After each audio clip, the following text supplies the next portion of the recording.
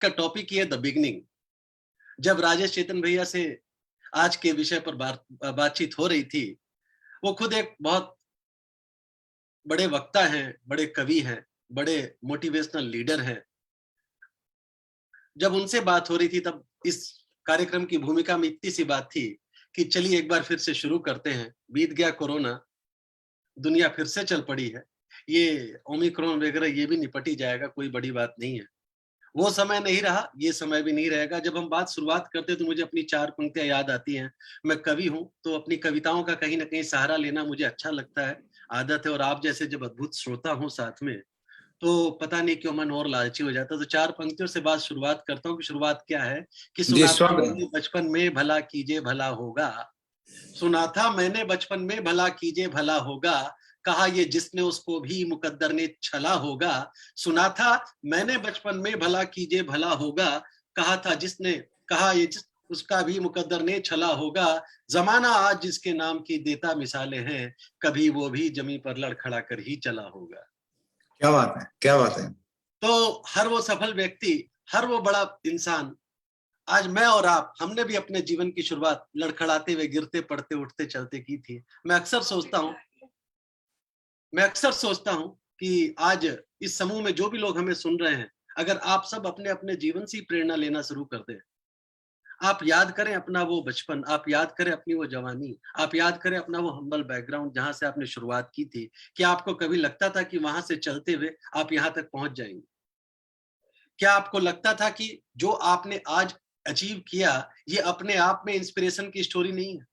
हमें विवेकानंद जी ने एक बात, अद्भुत बात कही कि हमें अपने आप को उत्साहित करने के लिए, मोटिवेट करने के लिए कहीं बाहर जाने की जरूरत नहीं है। अगर हम अपने अंदर झांकना शुरू कर दें, तो हमें बहुत सारे विषयों का, बहुत सारे सवालों का जवाब मिलना शुरू हो जाएगा और मोटिवेशन के लिए हमें बाहर जाने की जरूरत खत्म होने लगेगी। बात शुरुआत की करते हैं, अगर हम मलाला का उदाहरण लें। मलाला मानवीय यातनाओं का एक जीता जागता रूप, बहुत ज्यादा कहानी में नहीं जाऊंगा, आप सब जानते हैं। लेकिन मलाला ने जीना नहीं छोड़ा। वहां से चलते हुए उसने दोबारा से अपना जीवन प्रारंभ किया। चेहरे की कुरूपता उसकी उस जिजीविसा में आड़े नहीं आई, जिस पर चलते हुए वो नोबेल पुरस्कार विनर बनती। अभी पिछले दिनों, 10 दिन पुरानी बात भी नहीं है, जब फाल्गुनी नायर ने इतिहास रच दिया। नायका 2012 में एक कंपनी बनती है और बनाने वाला कौन? फाल्गुनी नायर। वो कौन? जिंदगी भर जिसने नौकरी करी, कोटक की डायरेक्टर। वहां से अपना पद छोड़कर 50 साल की उम्र के बाद वो निर्णय लेती है कि no more service, it's time to start our own venture. अपने पति के सहयोग के साथ वो आगे बढ़ती है और एक कंपनी स्टार्ट करती है नायका के नाम से। और आज ई कॉमर्स प्लेटफॉर्म पर ब्यूटी प्रोडक्ट का एक ऐसा विराट उसने खड़ा कर दिया कि जब वो शेयर लॉन्च हुआ तो 1125 रुपए का शेयर 2100 रुपए में पहले दिन लिस्ट आउट होता है। 1 लाख करोड़ की मार्केट कैपिटलाइजेशन के साथ इंडिया के टॉप 20 एंटरप्रेन्योर में स्थान बनाना और टॉप सेकंड महिला एंटरप्रेन्योर बनना, ये शुरुआती तो है।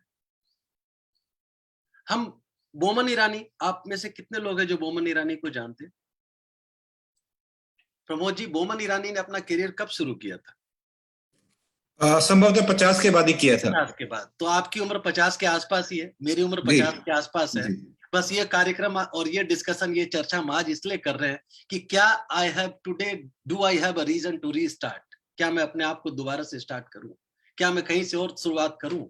ये बातें करना कि सब मिथ्या है, क्या पड़ा है, संतोषी सदा सुखी, ये अपने आप को बहलाने की बातें। अपने आप को बहलाना बंद कर दें हम।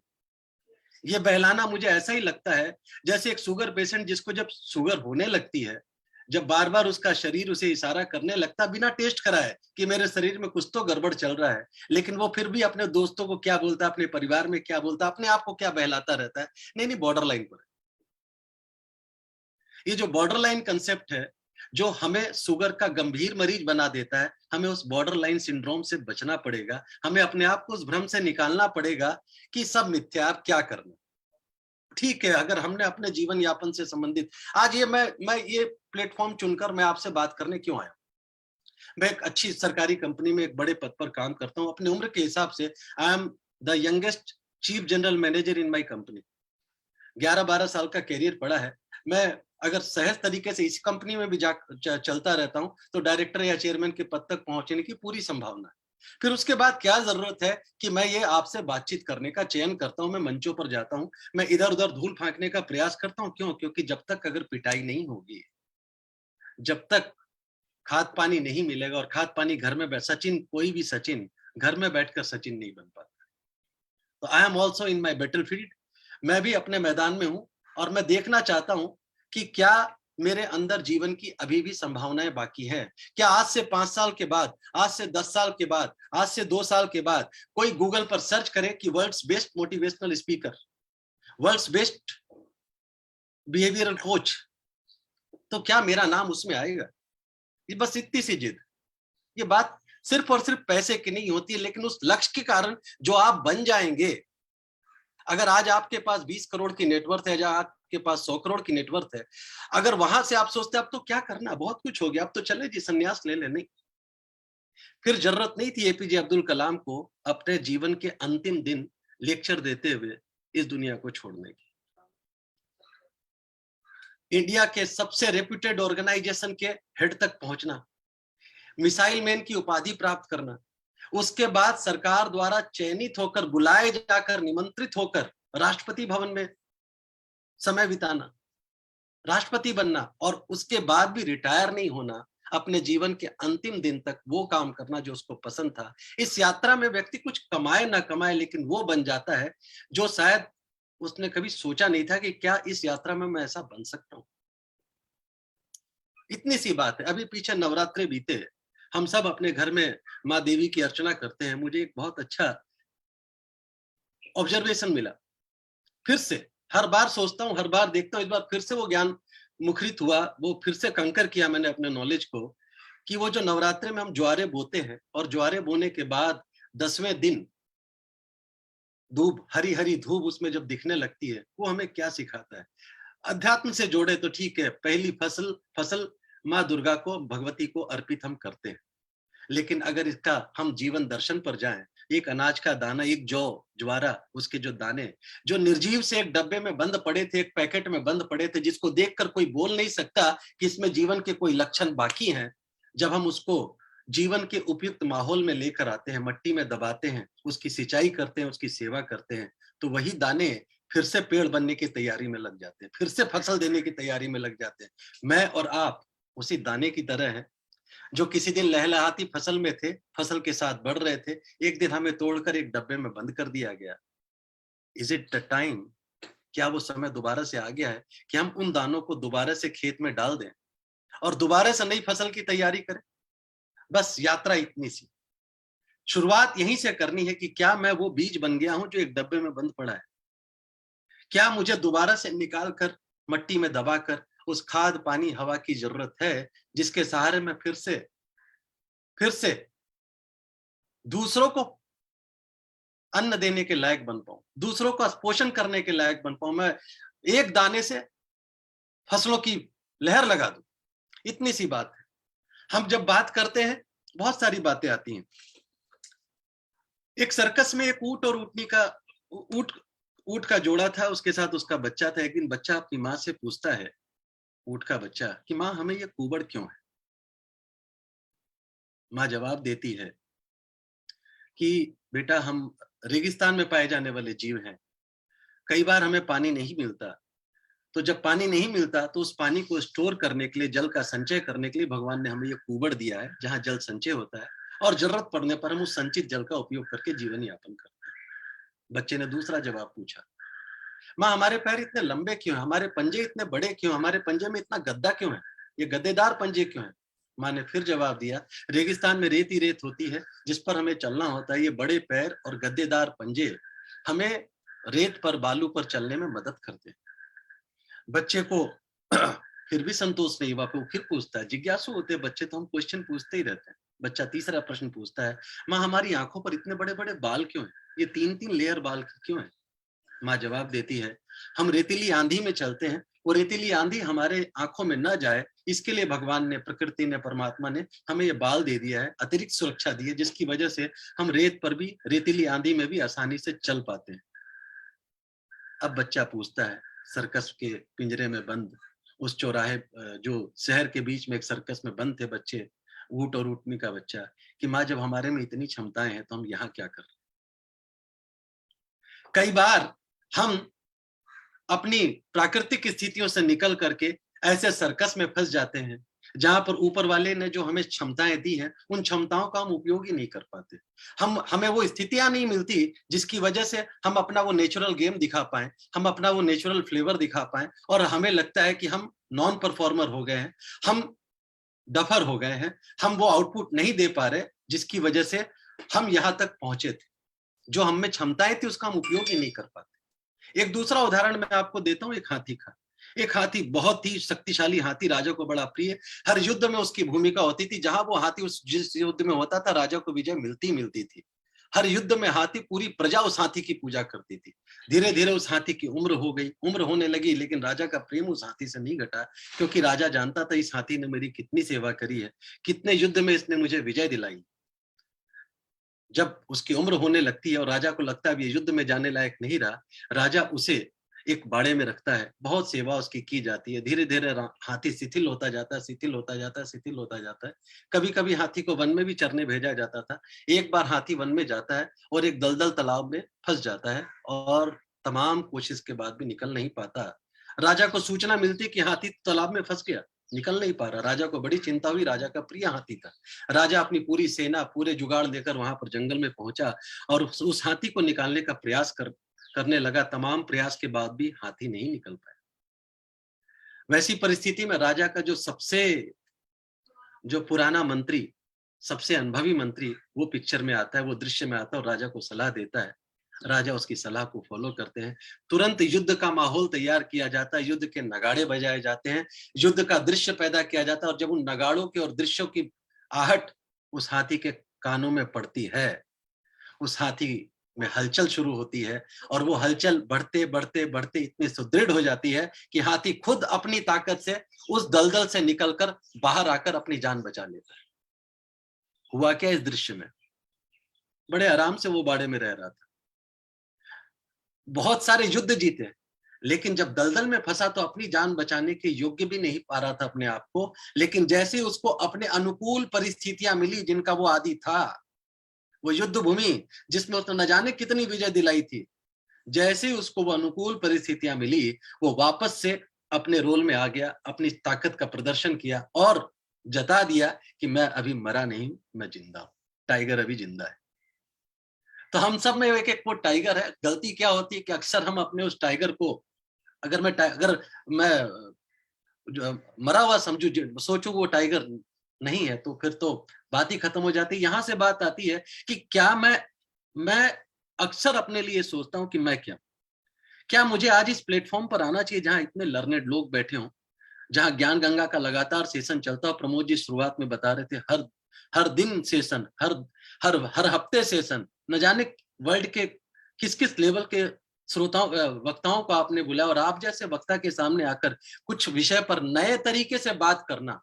मैं ऐसा कोई दावा नहीं करता कि मैं सारी बातें अद्भुत और एकदम नई करने वाला हूं आपसे, लेकिन अगर मैं अपनी बात को नए तरीके से भी कर पाया तो मेरा आज से आपसे जुड़ना सफल, मुझे ऐसा लगेगा कि मैं सफल हो पाया। यहां से एक मेरे मन में विषय आता है कि अगर मैं अपना परिचय आपको दूं तो कैसे दूं। इस परिचय के माध्यम से मैं आपसे निवेदन करता हूं कि अपने मैं को पहचानिए कि आप कौन है। मैं अपना उदाहरण देता हूं, कोई अगर मेरे से आज इस प्लेटफॉर्म पर अगर मुझे अपना परिचय देना हो, सचिन भाई ने और प्रमोद जी ने जिस जो औपचारिकता बस परिचय दिया, उस परिचय के अलावा मैं क्या परिचय अपना देखता हूं, तो मैं कोशिश करता हूं अपना परिचय देने की। और मैं आपको बता दूं, आपको सुनकर अच्छा लगेगा, अपने आप को इंट्रोड्यूस करने का ये तरीका भिवानी परिवार मैत्री संघ के ही एक कार्यक्रम में आज से 2 साल पहले जब मुझे चेतन जी ने बुलवाया था, सुबह चाय पे चर्चा के साथ, और जब लाइव ऑडियंस थी, कोरोना से पहले की वो क्लास थी, जनवरी का महीना था, वहां पर मुझे किसी ने पूछा था, सर अपना परिचय दो, तो मैंने सोचा मैं क्या बोलूं। अचानक से मेरे मन में एक प्रश्न, अचानक से मेरे सामने एक प्रश्न आया और मुझे एक ऐसा आंसर देना था जो उस क्लास में तर्कसंगत हो, जो मुझे और ऑडियंस को, मुझे और आपको इग्नाइट कर सके, एक्साइट कर सके। यस, मेरी भी कुछ औकात है, मेरा भी कुछ अस्तित्व है। तब मैंने जवाब दिया, इस वर्ल्ड की आबादी कितनी? 700 करोड़। प्रमोद जी, इस वर्ल्ड की आबादी 700 करोड़। 700 करोड़ में हिंदुस्तानी कितने विनोद जी? 130 करोड़। 130 करोड़। 130 करोड़। उसमें से कितने लोग ग्रेजुएट होंगे चरणमल जी? लगभग 5 करोड़ ग्रेजुएट हैं इंडिया में। उन ग्रेजुएट में चार्टर्ड अकाउंटेंट, कॉस्ट अकाउंटेंट कितने हैं? लगभग 4 लाख। देखिए मेरी संख्या कहां घट रही है। मैं 700 करोड़ में मेरा कोई अस्तित्व नहीं है, लेकिन 700 करोड़ में एक हिंदुस्तानी, मैं 130 करोड़ की ब्रैकेट में आ गया। 130 करोड़ हिंदुस्तानियों में 5 करोड़ ग्रेजुएट में उसमें आ गया। 5 करोड़ ग्रेजुएट में 4 लाख ही सिर्फ सीए, आईसीडब्ल्यू, सीएस है, मैं उस ब्रैकेट में आ गया। इस 4 लाख फाइनेंस प्रोफेशनल में कितने लोग सरकारी कंपनी में होंगे? 50,000। इन 50,000 सरकारी कंपनी में कितने लोग पावर फाइनेंस कॉर्पोरेशन जैसी महारत्ना कंपनी में होंगे? 100, 150, ज्यादा नहीं। ठीक बात है सर। ऐसा चार्टर्ड अकाउंटेंट, ऐसा कॉस्ट अकाउंटेंट जो सरकारी कंपनी में भी, और वो भी महारत्ना कंपनी में। हमारी कंपनी एक ऐसी कंपनी है जिसकी प्रॉफिट पर एम्प्लॉय 20 करोड़ से ज्यादा है। हम साल के 10,000 करोड़ से रुपए से ज्यादा हमारी ग्रॉस प्रॉफिट होती है। हम सरकार को हर साल 3,000 करोड़ से ज्यादा का डिविडेंड देते हैं, 3,000 करोड़ से ज्यादा का टैक्स देते हैं। ऐसी कंपनी में काम करना अपने आप में सौभाग्य की बात है। ऐसी कंपनी में कितने सीएस, कितने आईसीडब्ल्यू? अच्छा, इन 150, 200, 300, 500 लोगों में कितने लोग हैं जो स्पीकर हैं? और खराब करता हूं डेटा को, और कितने लोग स्पीकर होने के साथ साथ कवि हैं? सचिन भाई कोई अनुमान लगाएंगे आप? एक ऐसा कॉम्बिनेशन, 700 करोड़ की आबादी, 130 करोड़ की भारतीय आबादी, 5 crore graduate, 4 lakh chartered accountant, 50,000 सरकारी कर्मचारी, 5,000 महारत्ना कर्मचारी, उसमें से कितने लोग स्पीकर, और स्पीकर के ऊपर भी कवि? बताइए ऐसा कॉम्बिनेशन। राजेश अग्रवाल जी लग रहे हैं बस उसमें। पर मेरा जीवन यही सफल हो जाता है। क्या हो? मुझे परमात्मा का धन्यवाद देने के लिए क्या इससे बड़ा कारण चाहिए? अब यहां से मैं शुरुआत करता हूं कि मैं शुरुआत कैसे करूं। गलती कहां हमसे होती है, हम सब कुछ करते जाते हैं, हम अपने आप पर इन्वेस्ट करना छोड़ देते हैं। बचपन था, प्रमोद जी याद करें, चरणमल जी याद करें, हम पढ़ते थे तो हम क्या करते थे? अपने ऊपर निवेश करते थे। जब हम पिताजी की होटल में खाते थे, अपनी कोई कमाई नहीं थी, अपना कोई बैंक बैलेंस नहीं था, ना हमको ज्ञान था, ना अनुभव था, ना पैसे थे, लेकिन जज्बा था, कर लो दुनिया मुट्ठी में। उस जज्बे के साथ हम बात करते थे, हम पढ़ते थे। पढ़ने के लिए हम किताबें खरीदते थे। पढ़ाई करने से हमारे मानसिक स्तर पर निवेश होता था। हम मेंटली अपने आप पर इन्वेस्ट करते थे। हम खेलते थे, हम फिजिकली अपने आप पर इन्वेस्ट करते थे। हम लोगों से मिलने जुलने जाते थे, हम इमोशनली अपने आप पर इन्वेस्ट करते थे। हम खूब खाते थे। माँ गोंद के लड्डू बनाई, वो भी साफ। माँ ने पराठे बनाए, वो भी साफ। अब गोंद के लड्डू और पराठे बस देख ही सकते। हम लगातार अपने आप पर निवेश करते थे, इन्वेस्ट करते थे, तो हम बड़े होते जा रहे थे। जिस दिन पिताजी की होटल के छोड़कर हम अपनी होटल में खाना खाने लगे, हम खुद के कमाए खर्चने लगे, हमने खराब होने की तैयारी शुरू कर। बस हमने अपने आप पर निवेश बंद कर दिया। याद करें वो अंतिम दिन जब आपने अपने पैसे से कोई किताब खरीदी हो और पूरी पढ़ी हो। मेरा अपने आप से यही सवाल रहता हमेशा कि मैं अपने आप पर क्या इन्वेस्ट। आप कर रहे हैं आज अपने आप पर इन्वेस्ट? ये जो आप संख्या पर मत जाइए, चेतन जी ने बिल्कुल ठीक कहा, ये संख्या तो प्रतीक है, सिंबल है। मैं और आप यहाँ बैठकर माध्यम हैं। पता नहीं ये माध्यम कहाँ कहाँ, कैसे कैसे, किन किन माध्यमों से कहाँ तक बात पहुंचेगी, उन बातों की चिंता हम ना करें। मैं आज के अपने 1 घंटे का उपयोग अच्छे तरीके से कर रहा हूं, और आप 1 घंटे का उपयोग अच्छे तरीके से कर रहे हैं। ये भी तो एक इन्वेस्टमेंट है। आपने कर दी है वो शुरुआत, लेकिन याद करें ये शुरुआत जब हम बचपन में हम लगातार अपने आप पर इन्वेस्ट कर रहे थे, हम बड़े होते जा रहे थे। उसके बाद हमने इन्वेस्टमेंट बंद कर दिया, किताबें नहीं खरीदी तो पढ़ी नहीं, लोगों से मिलना जुलना छोड़ दिया, बिना स्वार्थ के मिलना जुलना। आज हमारी कितनी मीटिंग कमर्शियल कारणों से होती है, वो हमको सोचना पड़ेगा। कितनी मीटिंग के बैकग्राउंड में कुछ ना कुछ स्वार्थ रहता है, ये हमें तय करना पड़ेगा। खेल कूद घूमना फिरना तो छोड़ ही दीजिए, हम हर चीज में एक काम लपेट देते हैं, जिससे उसका वो जो मूल है वो हमको मिल ही नहीं पाता। कब हमने सच्चा ब्रेक लिया? हमने अपने आप पर इन्वेस्ट बंद कर दिया। इन्वेस्टमेंट बंद कर दिया। हम बाकी हर जगह इन्वेस्टमेंट कर रहे हैं। हमारा घर देख लें, हमारा दफ्तर देख लें, हमारी गाड़ी देख लें, हमारे कपड़े देख लें, हर जगह हम brand brand brand high brand हम इन्वेस्टमेंट करते जा रहे हैं। और जो सबसे ज्यादा जरूरी है स्वयं पर निवेश, वो हमने चुपके से बंद कर दिया। ऐसा नहीं था हम करना नहीं कर सकते नहीं, हमने चयन किया कि अपने आप पर इन्वेस्टमेंट बंद कर। यहीं से गलती शुरू होती है। बहुत सारी बातें हो सकती है। आप ये देखें कि चाणक्य ने कितनी सारी बातें हमें बताई। आज क्यों चाणक्य 1500 साल के बाद भी रिलेवेंट है? अगर हम अपने व्यक्तिगत जीवन में जाएं तो हमें अपने आप को, मैं चाणक्य नीति से 3 श्लोक आपके साथ साझा करना चाहता हूं जो पेरेंटिंग, स्वयं अपने आप से और धनोपार्जन से संबंधित 3 जो मुख्य स्रोत नीति उसने बताई हमें, वो मैं आपसे चर्चा करना चाहता हूं जो मेरे लिए भी महत्वपूर्ण है और आपके लिए भी महत्वपूर्ण है। सबसे पहले तो मैं स्वयं, क्योंकि ये करेगा कौन, ये बदलाव कौन लेकर आएगा? हमारे जीवन में जो कुछ है उससे अच्छा बेहतर हम कब कर पाएंगे और कैसे कर पाएंगे? तो मैं, तो चाणक्य ने नीति बनाई कि पुनर्वितम पुनर्मित्रम पुनर्भार्या पुनर्मही, पुनर्वितम पुनर्मित्रम पुनर्भार्या पुनर्मही, इतद सर्व पुनर्लभ्यम न शरीरम पुनः पुनः। चाणक्य ने कहा कि पुनर्वित्तम, वित्त, फाइनेंस, पैसा फिर से कमाया जा सकता है। पुनर्मित्रम, दोस्ती फिर से कमाई जा सकती है। पुनर्भार्या, परिवार टूट गया आप दोबारा से बसा सकते हैं। पुनर्मही, संसार की सारी वस्तुएं जो जो आपने कमाई या गवा दी वो आप दोबारा से कमा या गवा सकते हैं। लेकिन एक ऐसी चीज है जो अगर एक बार आपसे खो जाती है, एक बार आपसे छूट जाती है, आप नहीं कमा सकते, वो है आपका शरीर। वो है आपका शरीर। ना शरीरम पुनः पुनः, आप कितना भी प्रयास कर लें, हम अब वो बच्चे नहीं बने रह सकते, बचपन में नहीं जा सकते। लेकिन हम एक काम कर सकते हैं कि हम स्वस्थ रह सकते हैं। हम स्वस्थ रहेंगे तभी हम व्यस्त रहेंगे, और हम जब स्वस्थ और व्यस्त रहेंगे तभी हम मस्त रहेंगे। जिंदगी का सिंपल समीकरण है, एक, स्वस्थ रहिए, व्यस्त रहिए, मस्त तो अपने आप रहेंगे। मस्ती खरीदी नहीं जा सकती।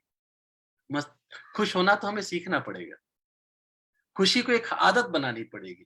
वर्ल्ड हैप्पीनेस इंडेक्स 200 देशों का सर्वे हुआ और उसमें एक बात निकल के आई कि इंडिया वर्ल्ड हैप्पीनेस इंडेक्स में 140वें स्थान पर है।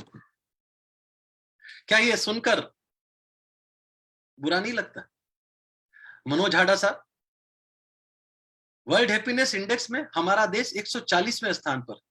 कुलदीप साहब, सीलचंद जी, 140वां स्थान, आप भी हैं, नमस्कार। तो 140वां स्थान वर्ल्ड हैप्पीनेस इंडेक्स में, ये कैसे हो गया? उस देश में जो रामकृष्ण की धरती है, उस देश में हम हैप्पीनेस में इतने पीछे चले गए क्योंकि हमने अपने आप को तंग करने की आदत डाल ली। हजारों वजह हैं हमारे पास खुद को परेशान करने की, और उन वजहों में हम एक आध वजह रोज और जोड़ते रहते हैं। आज इसी कारण India diabetic capital of world बन चुका है। 10 में से 1 व्यक्ति डायबिटीज का शिकार है। चाणक्य की अगर मैं दूसरी बात करूं, चाणक्य इस प्रोसेस में हमसे एक और गलती हुई पेरेंटिंग में, चाहे हमें कैसी मिली और हम अपने बच्चों को कैसे दे रहे हैं। चाणक्य ने बड़े ही प्यार से नीति हमें दी कि लाड्येत 5 वर्षानि 10 वर्षानि ताड़येत प्राप्त्येतु 16 वर्षे पुत्रम मित्रम वदाचरेत। 5 वर्षों तक बच्चों को खूब प्यार करें, उनकी सारी गलती स्वीकार, कोई प्रवचन नहीं, खाली प्यार प्यार प्यार। लेकिन 6ठे साल से लेके 15वें साल तक, अगले 10 साल तक उसकी गुरु बनकर अंदर हाथ सहार दे, बाहर मारे चोट, वो चोट उसको पड़नी चाहिए। लेकिन जैसे ही बच्चा 16वें साल में आता है तो उसको अपना मित्र कैसे बनाए, यहीं से काम शुरू होता है। एक तीसरा श्लोक जो चाणक्य ने कहा कि हम पैसे क्या, यही तो हमारे जीवन की समस्या है, यही हमारा लक्ष्य। हम शुरुआत कैसे करें, हम क्या करें दोबारा से, हम अपने आप को कैसा बनाए, शरीर स्वस्थ, मन स्वस्थ, अपने आप पर इन्वेस्टमेंट करना शुरू करेंगे, हमारे बच्चे ठीक हों, उसके पर हमने चर्चा करी। और अंत में अंततोगत्वा सबसे फाइनली हमारी एक ही चिंता रहती है कि पैसे कहां से कमाए, कैसे कमाए, लक्ष्मी हमारे घर में कैसे टिके। तो इसका भी एक नीतिगत समाधान चाणक्य ने बड़ी सरलता से दे दिया कि मूर्खा यत्र न पूज्यन्ते धान्यम यत्र सुसज्जितम दाम्पत्यो कलह नास्ति तत श्री स्वयं आगता, तत श्री स्वयं आगता। मूर्खा यत्र न पूज्यते, जहां मूर्खता की पूजा नहीं होती, जहां अज्ञानता की पूजा नहीं होती। आप तो वैसे भी ज्ञान के साधक हो, तभी हर हफ्ते ये जाड़े में इस समय दिल्ली में आधी दिल्ली सो रही होगी और आप सुबह 8 बजे नहा धोकर सामने बैठे हो। तो ये तो अपने आप में इंस्पिरेशन का, सीखने का एक विषय है विनोद जी। आप जैसे लोग सब जुड़े हुए हैं, यही तो ऊर्जा का कारण है। तो मूर्खता यत्र न पूज्यन्ते, जहां मूर्खता का, जहां बेवकूफियों का, जहां अज्ञानता का कोई मान ना हो, वहां लक्ष्मी रहती है। धान्यम यत्र सुसज्जितम, जहां धन धान्य की सेफ्टी, सुंदरता, सजावट, सुरक्षा, इसका ध्यान रखा जाता है। जिस घर में धन धान्य को सजा सवार कर रखा जाता है, जिस घर को सवार कर रखा जाता है, दाम्पत्यो कलह नास्ते, और जिस घर में कलह ना हो, कलेश ना हो, वहां लक्ष्मी को आना ही आना है। 3 फॉर्मूला। अब कितनी आएगी, कैसी आएगी, मेरे आपके कर्म डिसाइड करेंगे। अगर सड़क के किनारे बैठा पंडित पोथी निकालकर किसी के भाग्य जगा देता, ताबीज पहनाने वाला एक मदारी किसी को करोड़पति बना देता, तो राजेश अग्रवाल और प्रमोद शर्मा इस समय इस विषय पर चर्चा नहीं कर रहे। आज कोई क्या जरूरत थी कि चेतन जी ये मजमा लगाएं, दूसरे मजमे की तैयारी के लिए रास्ते में निकल पड़े? क्या जरूरत थी? हम एक दूसरे को जगाने का ही तो काम कर रहे हैं, और कुछ नहीं हमारी जिद। हमें उदाहरण लेने के लिए और कहीं बाहर जाने की जरूरत नहीं। रामायण महाभारत अपने आप में, आज जिसे देखो रामायण महाभारत की बातें हो रही है, और क्यों ना हो, जब देश में राम और कृष्ण की चर्चा हो रही है, चाहे वो मथुरा हो चाहे अयोध्या हो, एक वातावरण सा तैयार हुआ है। तो हमें रामायण और महाभारत, जब पिछले लॉकडाउन में हमने रामायण को दोबारा से देखा, महाभारत को दोबारा से देखा, तब बहुत सारे दृश्य ताजा हुए, बहुत सारी यादें ताजा हुई, बहुत सारी नई लर्निंग आई। आप नेतृत्व का अगर उदाहरण लेना चाहें तो राम और कृष्ण देखिए, 2 बड़े सिंबल हैं, और हमारे जीवन में इनका उपयोग हमें कैसे करना, इतनी सी बात है। राम की सेना में कौन, राम का नेतृत्व का तरीका क्या था, आप सब जानते हैं। मैं जस्ट 2 मिनट में रिकलेक्ट कराता हूं आपको। लीड फ्रॉम द फ्रंट, जब सामने से बढ़कर नेतृत्व देना, क्यों आवश्यकता पड़ी राम को? राम जी की सेना चली में धनुष लेकर, राम जी सबसे आगे क्यों?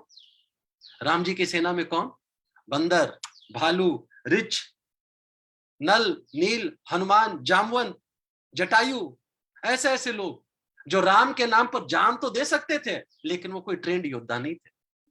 राम ये कहा और जान दे दी, ऐसे तो लोग बहुत थे, लेकिन योद्धा नहीं थे।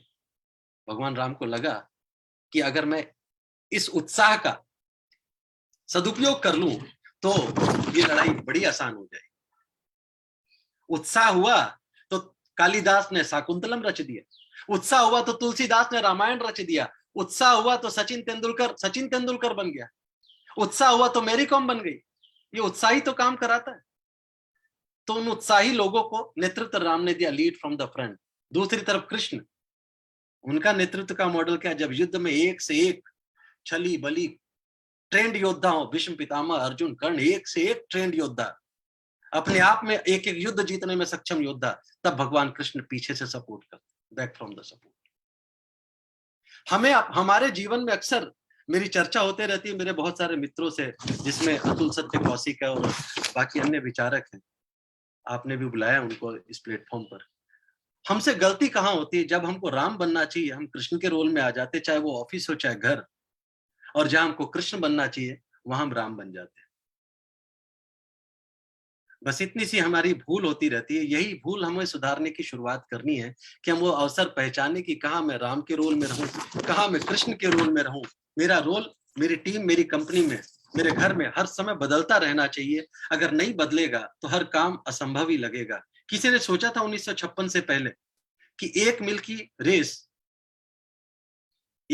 रेस 4 मिनट से कम समय में दौड़ी जा सकती है?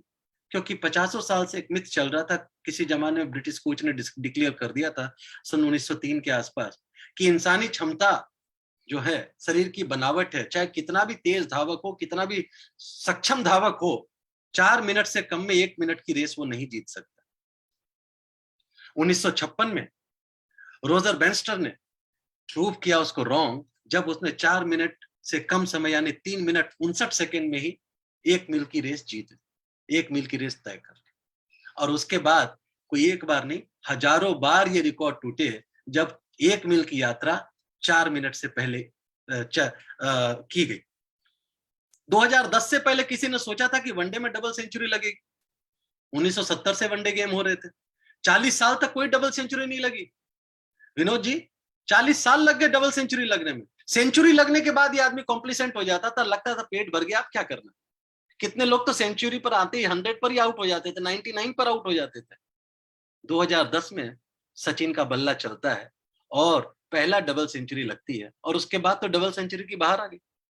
आज तो 2020 में लोग डबल सेंचुरी और सेंचुरी से ऊपर की बातें कर रहे हैं, लगा के दिखा रहे हैं। जब ये मिथक टूटता है तभी नए रिकॉर्ड बनते हैं। हमें अपने बेंचमार्क को खुद ही तोड़ना सीखना पड़ेगा। एक बेंचमार्क अचीव कर लिया, उससे कॉम्प्लिसेंट हो गए, पेट भर गया, बस तृप्ति का भाव आ गया और परफॉर्मेंस बंद। वहीं से गड़बड़ शुरू होती है, क्योंकि अगर मैं वहां से और कमाना शुरू किया तो पता नहीं मैं और कितनों का उद्धार करूंगा। एक आप ये मान के चलिए, इस दुनिया में शासक और शासित दो वर्ग हैं, शासक और शासित। सारे लोग शासक बनने के लिए नहीं भगवान ने बनाए।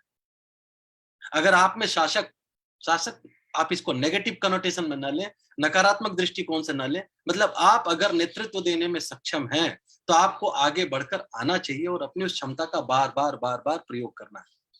हमें कॉम्प्लिसेंट होकर बैठने से हमारा काम चलने वाला नहीं है। तब जाकर हमें अपने होने का हम कुछ सकारात्मक रिटर्न कर पाएंगे। मैं अक्सर अपने बचपन की कुछ बातें याद करता हूँ। हमारे स्कूल के टीचर अक्सर एक बात बोलते थे, a bundle of test, principal थे हमारे, a bundle of test is habit and a bundle of habit is character. Of late जब मैंने थोड़ा वो चाणक्य को पढ़ा और समझने का प्रयास किया तो ये प्रश्न चंद्रगुप्त ने एक दिन चाणक्य से पूछा था, गुरुजी भाग्य क्या है? और चंद्रगुप्त को चाणक्य ने जवाब दिया था कि विचार भाग्य का बीज है। कैसे? कि विचार से वाणी, वाणी से कर्म, कर्म से चरित्र और चरित्र से भाग्य का निर्माण। तो एक विचार भाग्य का बीज है। An idea can change the life सर्जी। टीवी पर एक ऐड आती है, एक an idea can change the life सर्जी। बस हमारा काम वहीं से शुरू होता है कि क्या मेरे मन में एक आइडिया आया, क्या वो आइडिया चेंज कर सकता है? क्या नायका की डायरेक्टर को आइडिया आया कि मैं अपनी कंपनी स्टार्ट करूं, नायका बन गई। अभी इंदौर में एक चेन शुरू हुई पिछले 5-7 सालों में, चाय सुट्टा बार। 11 साल के अनुभव दुबे नाम के एक बच्चे के दिमाग में आया कि वर्ल्ड में सबसे ज्यादा पेय पदार्थ कौन सा है? पानी के बाद चाय। उसने अपने 2-3-4 दोस्तों के साथ मिलकर एक चाय की दुकान शुरू करी। सोचा मैं चाय बेचकर क्या इनोवेटिव करूं और क्या करूं। पूरी कहानी मैं संक्षेप में आपको बता दूं कि 4 दोस्त मिलते हैं और प्रोमिनेंट जहां पर छात्रों का फुटफॉल ज्यादा था, और उसमें भी देखिए 11 साल के लड़के की सोच, 12 साल के लड़के की सोच कि गर्ल्स हॉस्टल के पास एक चाय की दुकान खोलते हैं वो, कि अगर यहाँ लड़कियां आएंगी तो लड़के तो अपने आप आ जाएंगे। Simple business model. वहां खोलते हैं और आज वो चाय की दुकान 150 चाय की चैन, दुकानों की चैन बन चुकी है, जिसमें चाय के साथ फास्ट सर्विंग आइटम, जितने भी स्नैक्स हो सकते हैं जो तुरंत सर्व किए जा सकते हैं, उसकी पूरी चैन है। और वो चाय के साथ साथ आपको बता दूं, अच्छा लगेगा, डेली 3 लाख कुल्हड़, मिट्टी के कुल्हड़ में चाय सर्व करते हैं वो चेन। बहुत सारे लोग करते हैं, उन्होंने भी यही मॉडल अपनाया। 3 लाख कुल्हड़। अब वो 3 लाख कुल्हड़ से कुम्हारों को रोजगार मिला। एक डिफरेंस के साथ 7 फ्लेवर की चाय वो बेच रहे हैं। 150 चाय की चेन वो अचीव कर चुके हैं और उन्होंने अपना लक्ष्य बनाया है अगले 5 साल में मुझे इंडिया के हर बड़े शहर में, हर टियर 2 कैपिटल सिटी में अपनी ये स्टोर खोलना है, चाहे वो फ्रेंचाइजी मॉडल हो चाहे अपना मॉडल। एक कर्मचारी से स्टार्ट करके आज वो पूरी कंपनी बन चुके हैं। उम्र और आइडिया ये कभी मोहताज नहीं है किसी भी चीज के, बस क्या हम अपने आप को मानते रहते हैं। KFC की आप उदाहरण देख लें, किस उम्र में उसने जाकर क्या किया, अपनी माँ की रेसिपी को पूरी दुनिया में बेच डाला, KFC की चेन बन गई। सवाल सिर्फ एटीट्यूड का है। हमारा एटीट्यूड कैसा है? मैं और आप अपने अपने जीवन में बस स्टॉप पर खड़े हैं। मैं समय की अपनी सीमाएं हैं, करने के लिए बहुत सारी बातें। अंतिम 2-4 मिनट आपसे बात करके सचिन भाई मुझे समय का इशारा करिएगा कि कितने बजे तक कार्यक्रम चलाना है, उस हिसाब से हम अपना विषय आगे बढ़ाते हैं।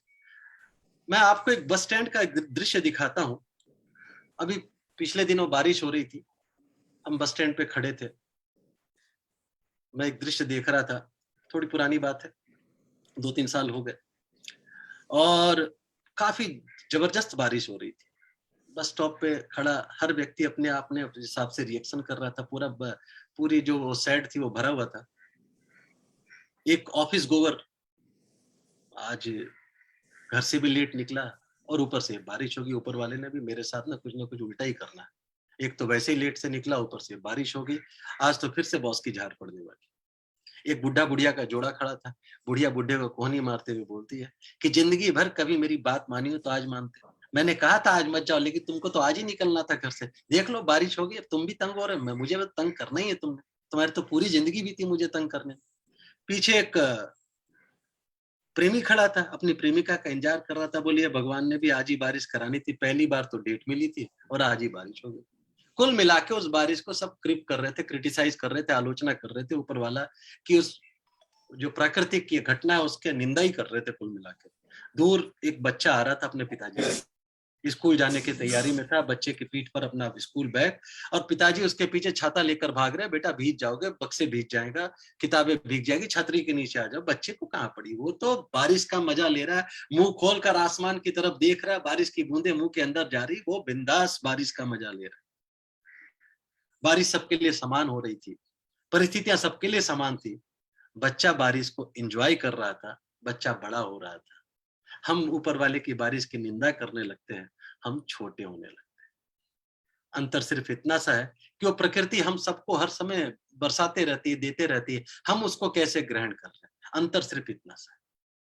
चाहे वो हम महाभारत की बात कर लें, चाहे वो हम चाणक्य नीति की बात कर लें, चाहे हम किसी भी विषय की बात कर लें, कहीं से भी अगर हम विषय उठाएं तो होता है हमारा अपना एटीट्यूड क्या है, how do we receive the things, हम सिचुएशन को कैसे परसीव करते हैं, हम अपने आप पर, हम अपने लिए क्या प्लान बी रेडी रखते हैं। क्या मैं ये तय कर सकता हूं कि अगर आज मुझे अपनी शोक सभा में अपने लिए संदेश पढ़ना हो तो मैं क्या पढ़ूं?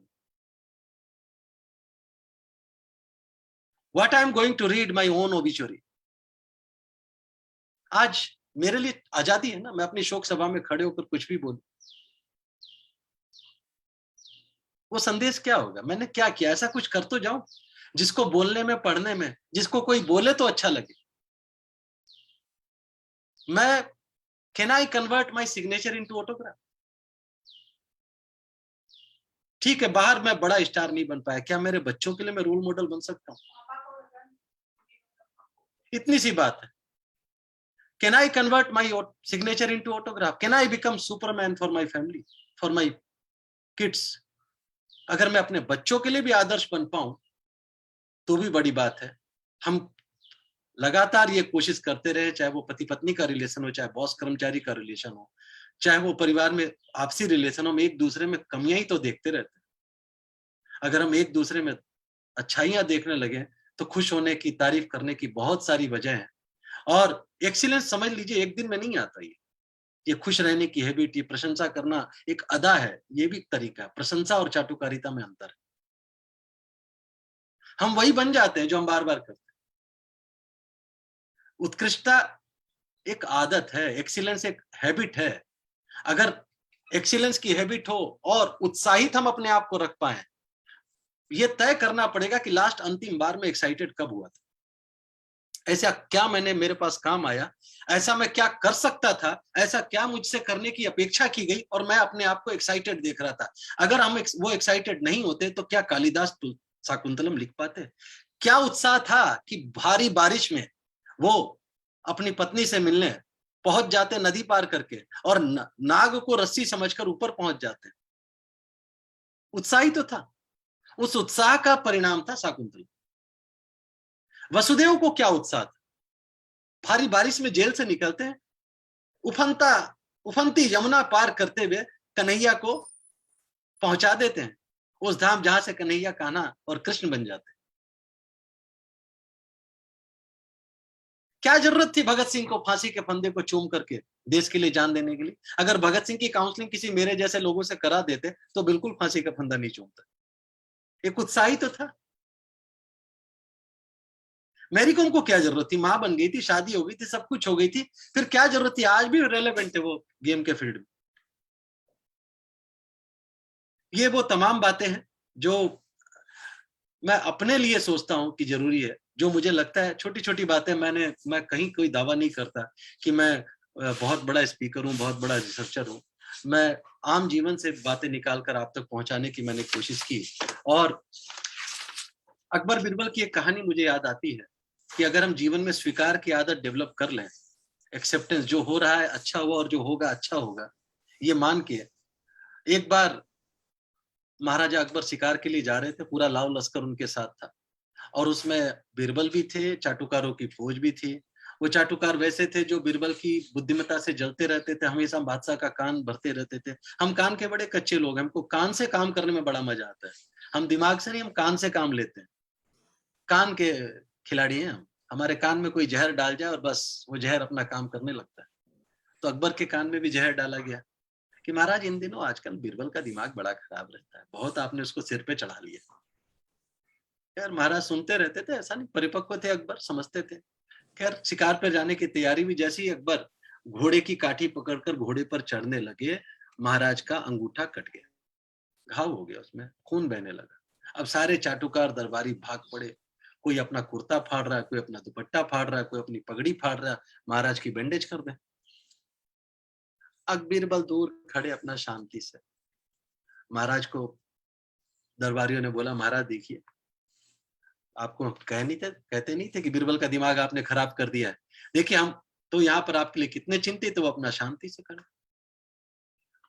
अकबर तकलीफ में थे, उन्होंने बीरबल को बुलाया। बीरबल ने से पूछा उन्होंने, क्या मेरे हाथ में चोट लग गई, तुमको जरा भी चिंता नहीं? बीरबल ने जवाब दिया, महाराज जो होना था सो हो गया, जो हुआ सो अच्छा ही हुआ, क्या करिएगा। महाराज को बड़ा गुस्सा आया, बोला मेरे हाथ में चोट लग गई, तुम कहते हो जो हुआ सो अच्छा हुआ, इसको जेल में डालो। दिमाग तो पहले से ही खराब कर रखा था, कान में जहर जा चुका था, जेल में डालो। उसको जेल में डलवाकर महाराज चल पड़े शिकार पर गए। शिकार पर जब गए तो अपनी सेना से बिछड़ गए, अपनी टीम से बिछड़ गए, डीप जंगलों में चले गए। डीप जंगल में जाने पर आदिवासियों ने उनको पकड़ लिया, जो माँ को बलि चढ़ाने के लिए बकरे की तलाश कर रहे थे। बलि चढ़ानी थी, इंसानी बलि।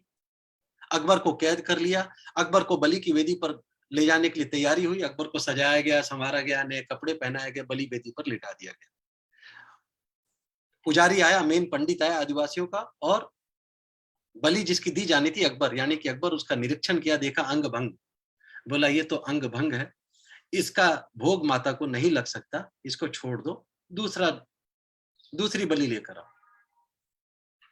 अकबर को बीरबल की बात आती है कि जो हुआ सो अच्छा हुआ, उसको छोड़ देते हैं। अकबर अपने राज्य में वापस आता है, बीरबल के पास जाता है, बीरबल को जेल से बाहर बुलवाता है, बोलता है बीरबल उस दिन तुम्हारी बात समझ में नहीं आई मुझे, लेकिन मैं भी मानता हूं कि जो होता है अच्छे के लिए ही होता है। अगर मुझे चोट नहीं लगी होती तो मेरी बलि चढ़ जाएगी, लेकिन मेरे से गलती हो गई, मैंने तुम्हें जेल में डलवा दिया।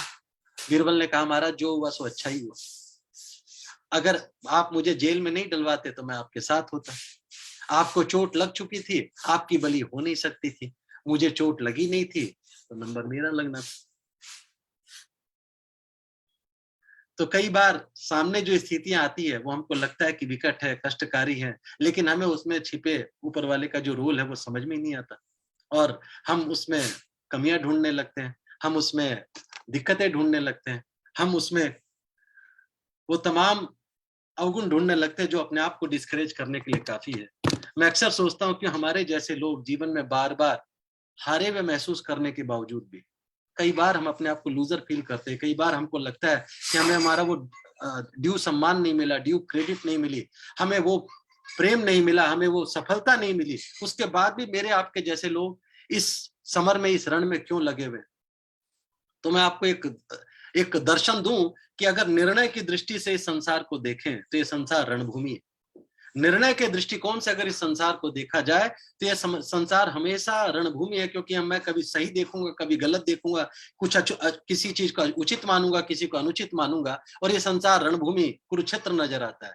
लेकिन अगर दर्शन के दृष्टिकोण से इस संसार को देखें तो ये संसार रंगभूमि बन जाता है। और इसी कारण से भगवान कृष्ण रंगनाथ कहलाए, क्योंकि उनको वो दर्शन की दृष्टि थी। अगर हम दर्शन के दृष्टिकोण से इस संसार को देखें तो मैं और आप अपना अपना किरदार निभाने यहाँ आए हैं, और वो किरदार हम जितने तरीके से निभाएंगे, जितने अच्छे से निभाएंगे, हमारा आने वाला समय हमें वैसे ही याद करेगा। मैं अंत करता हूं एक छोटी सी कविता के साथ। जब हम अपने आप को हारा हुआ महसूस करते, उस हार के बाद भी हम चल पड़ते, और चल पड़ना चाहिए। क्यों? इस क्यों का जवाब एक छोटे से 1 मिनट के कविता के साथ कर मैं अपनी वाणी को विराम दूंगा कि एक दिन तो पूर्ण होगी प्रार्थना स्वीकार भी, एक दिन तो पूर्ण होगी प्रार्थना स्वीकार भी, बस इसी कारण मुझे स्वीकार है हर हार भी। क्या बात है। अगर आपको पसंद आए तो कमेंट करिए। मैं ज्यादा आपको इंटरेक्ट आप कर ही रहे होंगे, आप जरूर सुन रहे होंगे। श्री चंद जी बैठे, कविता के बड़े प्रेमी, आईपी एक्सटेंशन कार्यक्रम में भी हमेशा सुनते हैं, इनके सुझाव मिलते रहते हैं। विनोद जी हैं, सारे कविता प्रेमी लोग बैठे हैं। तब कहना चाहता हूं कि एक दिन तो पूर्ण, सचिन भाई, एक दिन तो हार की नकारात्मकता को हम कैसे एक्सेप्ट करें और करते रहते हैं, उस पर कहता हूं कि एक दिन तो पूर्ण होगी प्रार्थना स्वीकार भी, एक दिन तो पूर्ण होगी प्रार्थना स्वीकार भी, बस इसी कारण मुझे स्वीकार है हर हार भी। मानता हूं मैंने अब तक श्रेष्ठ ना कुछ भी किया, मानता हूं मैंने अब तक श्रेष्ठ ना कुछ भी किया, मैंने अपनों को रुलाया और हरदम दुख दिया। मानता हूं मैंने अब तक श्रेष्ठ ना कुछ भी किया, मैंने अपनों को रुलाया और हरदम दुख दिया। स्वयं ही अर्जित किया दुत्कार भी सत्कार भी, स्वयं ही अर्जित किया दुत्कार भी सत्कार भी, बस इसी कारण मुझे स्वीकार है हर हार भी, बस इसी कारण मुझे स्वीकार है हर हार भी। आपकी प्रतिक्रिया मेरा मनोबल बढ़ाती है। तब कहता हूं कि मन करे औरों पे सारा दोष मैं भी थोप दूं। जब जब हम हारते हैं, हम ब्लेम गेम में आ जाते हैं। मुझे लगता है कि आज के पूरे विषय को मैं इस कविता में समेट सकता हूं कि मन करे औरों पे सारा, मन करे औरों पे सारा दोष मैं भी थोप दूं, प्रश्न यह है जिंदगी का भार किसको सौंप दूं। मन करे औरों पे सारा दोष मैं भी थोप दूं, प्रश्न ये है जिंदगी का भार किसको सौंप दूं, और ये जो जल रहा हूं, ये जलने का सामान किसने जुटाया है। तब कहता हूं कि मन करे औरों पे सारा दोष मैं भी थोप दूं, प्रश्न ये है जिंदगी का भार किसको सौंप दूं। सूखी टहनी भी स्वयं में, सूखी टहनी भी स्वयं में और हूं अंगार भी, बस इसी कारण मुझे स्वीकार है हर हार भी, बस इसी कारण मुझे स्वीकार है हर हार भी। और चाहे अपयश ही मिले, चाहे अपयश ही मिले करता रहूं पुरुषार्थ ही, चाहे अपयश ही मिले करता रहूं पुरुषार्थ ही, और इसके पीछे स्वार्थ है। तब कहता हूं कि चाहे अपयश ही मिले करता रहूं पुरुषार्थ ही, स्वयं से आंखें मिला पाऊं है इसमें स्वार्थ ही, स्वयं से आंखें मिला पाऊं है इसमें स्वार्थ ही। स्वयं ही अर्जित किया, स्वयं ही मैंने गंवाया मान भी अधिकार भी, स्वयं ही मैंने गंवाया मान भी अधिकार भी, बस इसी कारण मुझे स्वीकार है हर हार भी। और अंत करता हूं सकारात्मक पंक्तियों के साथ कि सकारात्मक पंक्तियों का देखें आपकी कि है यही संतोष की नियति नियत के साथ है यही संतोष की नियति नियत के साथ है यही संतोष की नियति नियत के साथ है, कर्म से ही रास्ता बस कर्म अपने हाथ है यही संतोष की नियति नियत के साथ है, कर्म से ही रास्ता बस कर्म अपने हाथ है। एक दिन जय भी मिलेगी होनी है जयकार भी, एक दिन जय भी मिलेगी होनी है जयकार भी, बस इसी कारण मुझे स्वीकार है हर हार भी, बस इसी कारण मुझे स्वीकार है हर हार भी, बस इसी कारण मुझे स्वीकार है हर हार भी। एक दिन तो पूर्ण होगी प्रार्थना स्वीकार भी, बस इसी कारण मुझे स्वीकार है हर हार भी। धन्यवाद, धन्यवाद। Over to Sachin.